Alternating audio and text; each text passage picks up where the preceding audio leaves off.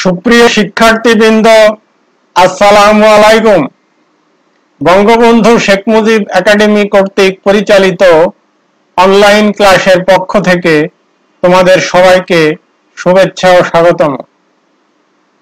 আজকে আমি রসায়ন দ্বিতীয় পত্রের জৈব রসায়ন অধ্যায়ের একটি টপিক নিয়ে আলোচনা করব। সেটি হলো অ্যালিফ্যাটিক যৌগের নিউক্লিওফিলিক প্রতিস্থাপন বিক্রিয়া। তাহলে চলো আমরা ক্লাসে চলে যাই। তাহলে অ্যালিফ্যাটিক নিউক্লিওফিলিক প্রতিস্থাপন বিক্রিয়া, এটা ইংরেজিতে হলো aliphatic nucleophilic substitution reaction. Substitution মানে কি? প্রতিস্থাপন। নিউক্লিওফিলিক মানে হচ্ছে কেন্দ্র আকর্ষী। এই কারণে বিক্রিয়াকে এসএন দ্বারাও প্রকাশ করা হয়। এস হচ্ছে সাবস্টিটিউশন অর্থাৎ প্রতিস্থাপন। কোন ধরনের প্রতিস্থাপন? নিউক্লিওফিলিক।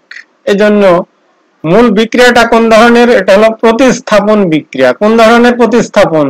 নিউক্লিওফিলিক। এই জন্য নিচে কি দেয়া হয়? এন। তাহলে অ্যালিফ্যাটিক নিউক্লিওফিলিক প্রতিস্থাপন বিক্রিয়াকে এসএন দ্বারাও প্রকাশ করা হয়। তাহলে নাম থেকে আমরা বুঝছি যে এটা কি বিক্রিয়া? প্রতিস্থাপন বিক্রিয়া। তাহলে এখানে প্রতিস্থাপিত হবে কি? এখানে প্রতিস্থাপিত হবে নিউক্লিওফাইল অর্থাৎ কেন্দ্র আকর্ষী বিকারক।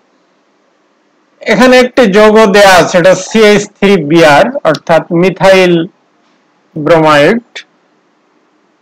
তাহলে এখানে কার্বনের পাশে তিনটি হাইড্রোজেন আর একটি কি আছে? ব্রোমিন। এখন এখানে একটা আছে নিউক্লিওফিলিক বা কেন্দ্র আকর্ষী বিকারক। আমরা কেন্দ্র আকর্ষী বিকারক পড়ার সময় দেখেছিলাম কি ঋণাত্মক চার্জ যুক্ত হতে পারে, আবার প্রশম হতে পারে। তাহলে এটা যেহেতু ঋণাত্মক চার্জ যুক্ত, এই কারণে এটা কেন্দ্র আকর্ষী বিকারক। এখন এইখানে একটা বন্ধন আছে, এই বন্ধনে ইলেকট্রন আছে কয়টা? দুইটা। একটা ছিল কার্বনের, একটা ব্রোমিনের। এটা শেয়ার করে তৈরি করা হয়েছে। কিন্তু এই দুইটা ইলেকট্রনই যদি ব্রোমিন নিয়ে যায়, তাহলে ব্রোমিন একটি বেশি ইলেকট্রন নিয়ে গেল, কারণ এখানে এই বন্ধনে উভয় একটি করে ইলেকট্রন শেয়ার করেছিল। তাহলে এখন দুইটা ইলেকট্রন যদি ব্রোমিন নিয়ে যায়, তাহলে এখানে কি ব্রোমাইড আয়ন হিসাবে অপসারিত হবে। এটা একটা কি নিউক্লিওফাইল উৎপন্ন হলো। এখন এটা যে চলে গেল, এখানে আবার কি আসবে? আর একটা নিউক্লিওফাইল OH হাইড্রোক্সাইড আয়ন। তাহলে এই দুইটা ইলেকট্রনই যখন ব্রোমিন নিয়ে গিয়েছিল, তখন কার্বন ছিল ধনাত্মক আয়ন, এইটা এই ঋণাত্মক আয়নের সাথে যুক্ত হয়ে একটা প্রশম অণু অর্থাৎ অ্যালকোহল তৈরি হলো। তাহলে এক্ষেত্রে কি ঘটেছে? একটা নিউক্লিওফাইল আসলো আর একটা নিউক্লিওফাইল চলে গেল।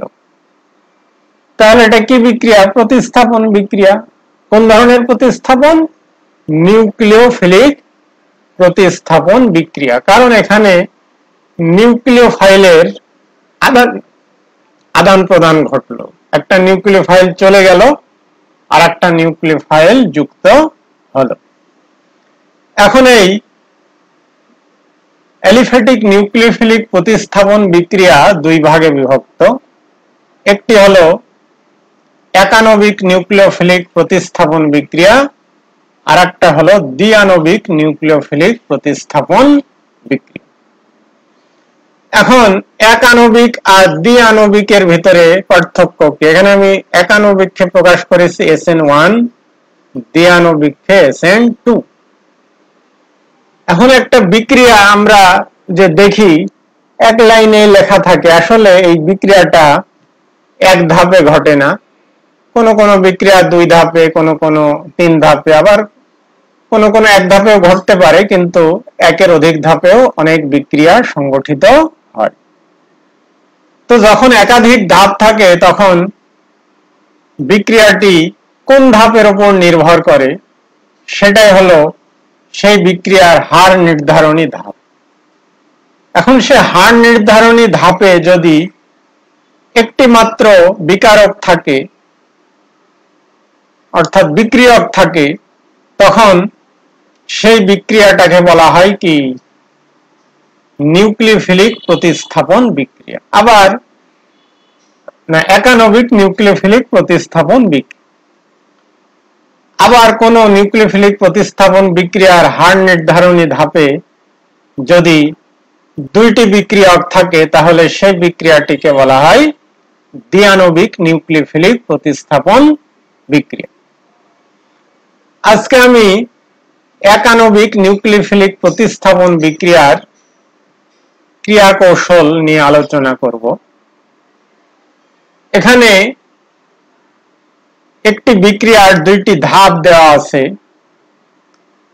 তার মধ্যে একটি ধাপ ধীর গতি সম্পন্ন, একটি দ্রুত গতি সম্পন্ন। এখন কোন বিক্রিয়ার হার নির্ভর করে ধীর গতি সম্পন্ন বিক্রিয়ার ধাপের উপর।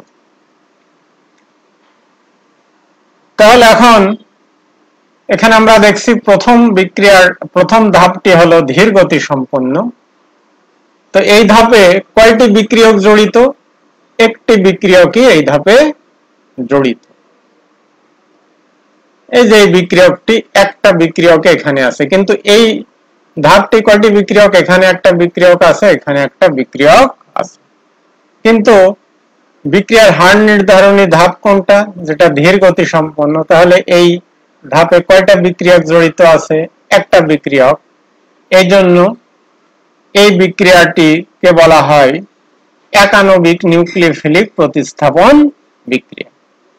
তাহলে এখানে প্রথম ধাপে কি ঘটেছে? এটা হলো একটি টারশিয়ারি অ্যালকাইল হ্যালাইড। তখন এখানে এই যে কার্বন আর ক্লোরিনের ভিতর যে একটা বন্ধন ছিল, এখানে দুইটা ইলেকট্রন ছিল, এই দুইটা ইলেকট্রন নিয়ে যাচ্ছে ক্লোরিন, এই জন্য এটা ক্লোরাইড আয়নে পরিণত হয়েছে। এটা ঋণাত্মক। তাহলে এখানে একটি ছিল কার্বনের, একটি ক্লোরিনের, কিন্তু দুইটি ক্লোরিন যখন নিয়ে গেল তখন কার্বন হবে কি ধনাত্মক, আর ক্লোরিন ঋণাত্মক হয়ে ক্লোরাইড আয়নে পরিণত হবে। তাহলে এখানে একটা ধনাত্মক চার্জ যুক্ত আয়ন তৈরি হলো। এটা তৈরি হওয়ার সাথে সাথে নিউক্লিওফাইলের সাথে বিক্রিয়া করে দ্রুত প্রতিস্থাপিত যৌগে পরিণত হবে। অর্থাৎ আগে ছিল এখানে Cl, এখানে শেষে কি আসলো? OH। তো এই বিক্রিয়াটি অতি দ্রুত গতি সম্পন্ন। তাহলে আমাদের এই SN1 বিক্রিয়ার কৌশলে দুইটি ধাপ আছে, একটি ধীর গতি সম্পন্ন, একটি দ্রুত গতি সম্পন্ন। এখন দুইটা ধাপ কিভাবে ঘটে সেটা আমরা দেখলাম, যে প্রথম ধাপে এখানে বিক্রিয়াটির যে বন্ধন, এই যৌগটির একটি বন্ধনের বিভাজন ঘটলো। আবার দ্বিতীয় ধাপে উৎপন্ন ধনাত্মক আয়ন হাইড্রোক্সাইড আয়নের সাথে বিক্রিয়া করে কাঙ্ক্ষিত যৌগে পরিণত হলো। এখানে যে কার্বন যুক্ত ধনাত্মক আয়ন তৈরি হয়েছে, এটাকে আমরা বলবো কি কার্বোক্যাটায়ন বা কার্বনিয়াম আয়ন। ধনাত্মক আধানযুক্ত কার্বন পরমাণু বিশিষ্ট জৈব যৌগকে, জৈব আয়নকে বলা হয় কি কার্বনিয়াম আয়ন বা কার্বোক্যাটায়ন। আর যদি ঋণাত্মক আধানযুক্ত কার্বন থাকে কোন জৈব যৌগে, সেইটাকে বলা হবে কার্বোঅ্যানায়ন বা কার্বানায়ন। এই দুইটা আমি আগে তোমাদের সংজ্ঞা পড়াইনি, কারণ এটা পড়ার সময়, মানে পড়ানোর সময় জানাবো বলে রেখেছিলাম। আজকে এটা জানালাম যে ধনাত্মক আধান যুক্ত কার্বন পরমাণু বিশিষ্ট জৈব আয়নকে বলা হয় কার্বনিয়াম আয়ন। আর যদি ঋণাত্মক আধান যুক্ত কার্বন থাকে, তাহলে সেই জৈব আয়নকে বলা হয় কার্বন আয়ন। তাহলে আজকে আমরা কি কি দেখলাম? যে অ্যালিফ্যাটিক প্রতিস্থাপন বিক্রিয়া, নিউক্লিওফিলিক প্রতিস্থাপন বিক্রিয়া বলতে কি বুঝি, এটা কয় ভাগে বিভক্ত, তারপরে SN1 বা একানবিক নিউক্লিওফিলিক প্রতিস্থাপন বিক্রিয়ার ক্রিয়া কৌশল আমরা দেখালাম। তাহলে আজকে পর্যন্তই। তোমরা ভালো থাকো, সুস্থ থাকো এই কামনা করে আজকের ক্লাস এখানেই শেষ করলাম।